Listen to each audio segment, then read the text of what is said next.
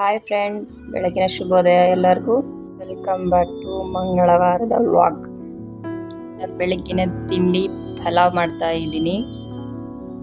ಈರುಳ್ಳಿ, ಕಸ್ತೂರಿ ಮೆಥಿ, ಚಕ್ಕೆ, ಲವಂಗ, ಪಲಾವ್ ಎಲೆ ಎಲ್ಲ ಹಾಕ್ಬಿಟ್ಟು ಸ್ವಲ್ಪ ರೋಸ್ಟ್ ಮಾಡಿ ಟೊಮೊಟೊ ಹಾಕಿ, ಹಾಗೆ ತರಕಾರಿ ಕಟ್ ಮಾಡ್ಕೊಂಡು ಇಟ್ಕೊಂಡಿದ್ದೆ ಅದೆಲ್ಲ ಹಾಕಿ ಮಸಾಲೆ ತರಿಯಾಗಿ ರುಬ್ಕೊಂಡಿಟ್ಟಿದ್ದೆ.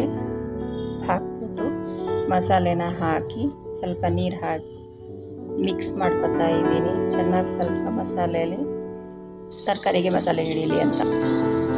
ಇದು ಅಕ್ಕಿ ಬಂದು ನಮ್ಮಮ್ಮ ಅವರು ಊರಲ್ಲೇ ಬೆಳೀತಾರೆ, ಹಾಗಾಗಿ ಸ್ವಲ್ಪ ಅನ್ನ ಉದ್ದುದ್ರ ಆಗೋದಿಲ್ಲ. ಹೊಸ ಅಕ್ಕಿ ಬಂದದು.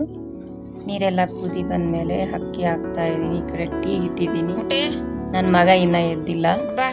ಎದ್ದೇಳು, ಟೈಮ್ ಆಯಿತು, ಸ್ಕೂಲ್ಗೆ ಹೋಗಬೇಕು ಅಂತ ಹೇಳ್ತಾ ಇದ್ದೀನಿ. ಮತ್ತೆ ಬೆಡ್ಶೀಟ್ ಹೊದ್ಕೊಂಡು ಮಲ್ಕೊಡ್ತಾ ಇದ್ದಾನೆ. ಟೈಮಲ್ಲ ಊಟ ನೀರು ಕುದಿ ಬಂದಮೇಲೆ ಅಕ್ಕಿ ಹಾಕಿ ಮಿಕ್ಸ್ ಮಾಡ್ತಾ ಇದ್ದೀನಿ. ಹಾಗೆ ಮಿಕ್ಸಿ ಎಲ್ಲ ಸ್ವಲ್ಪ ಗಲೀಜಾಗಿತ್ತು, ಅದಾಗಷ್ಟೊಳಗೆ ಇದು ಮಾಡ್ಕೊಳ್ಳೋಣ ಅಂತ ಮಿಕ್ಸಿನೂ ಕ್ಲೀನ್ ಮಾಡ್ತಾ ಇದ್ದೀನಿ.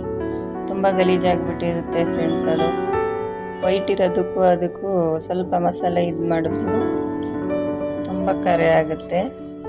ಹಾಗಾಗಿ ಕ್ಲೀನ್ ಮಾಡ್ಕೊಬಿಡೋಣ ರೈಸ್ ಆಗೋಷ್ಟೊಳಗೆ ಅಂದ್ಬಿಟ್ಟು ಕ್ಲೀನ್ ಮಾಡ್ತಾ ಇದ್ದೀನಿ.